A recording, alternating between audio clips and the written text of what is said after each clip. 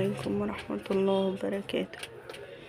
قالوا كده نعمل مشروب ليلي للفراخ الساس وعمر 45 يوم ان شاء الله ان شاء الله لرفع الوزن.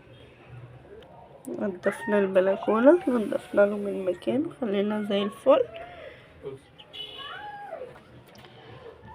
ربع كوباية حلبة، مش ربع يعني حاجة بسيطة كده، ومعنا معلقة خميرة أو نص معلقة خميرة، حاجة بسيطة خالص كده عشان متعملهمش اسهال. ومعلقة عسل، قد معلقة عسل صغير، مقولش المقادير بالظبط يعني، سايبة على الله يعني.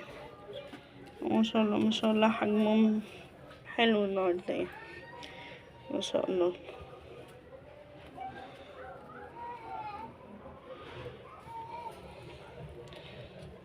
نقلبهم مع بعض،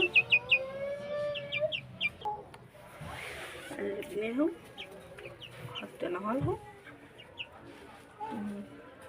العسل بيخلي طعم اللحمة حلو اوي، والخميرة بترفع وزن، والحلبة كذلك.